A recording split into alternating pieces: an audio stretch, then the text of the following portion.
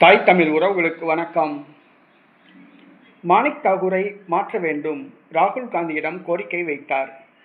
மாணிக்கம் தாகூரை மாற்ற வேண்டும், ராகுல் காந்தியிடம் கோரிக்கை வைத்தார் என்ற தலைப்பில் இந்த காணொலியை காண்கிறோம்.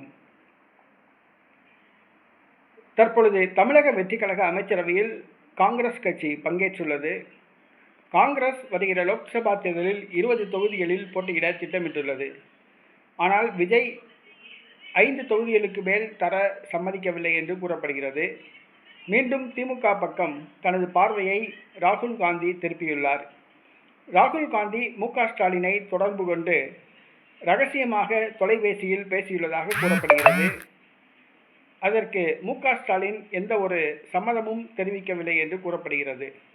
திமுக கூட்டணிக்கு காங்கிரஸ் மீண்டும் திரும்பும் என்று எதிர்பார்க்கப்படுகிறது.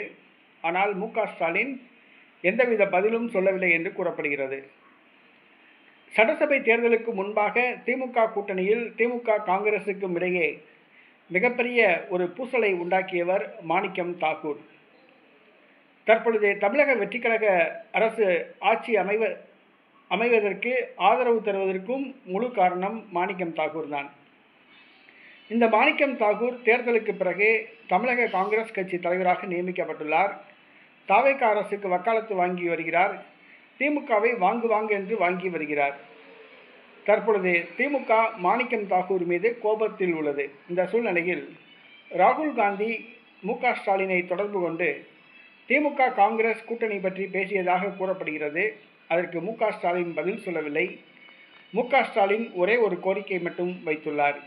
அதாவது, பாராளுமன்ற தேர்தலுக்கு முன்பாக மாணிக்கம் தாகூர் மாற்றப்பட வேண்டும் என்ற ஒற்றை கோரிக்கை வைத்துள்ளார். மாணிக்கம் தாகூரை காங்கிரஸ் கட்சி தலைவர் பதவியிலிருந்து மாற்றிவிட்டு செல்வ பிறந்தகையை மீண்டும் கொண்டு வர வேண்டும். மாணிக்கம் தாகூர் தமிழக காங்கிரஸ் கட்சி தலைவர் பதவியில் இருந்தால் மீண்டும் காங்கிரஸோடு கூட்டணி வைக்க திமுக வாய்ப்பில்லை என்று கூறிவிட்டதாக கூறப்படுகிறது. மாணிக்கம் தாகூரை தலைவர் பதவியிலிருந்து மு.க. ஸ்டாலின் நீக்க வேண்டும் என்று கூறியிருப்பது தமிழக காங்கிரஸ் அமைச்சர்களுக்கு அதிர்ச்சியை ஏற்படுத்தியுள்ளது.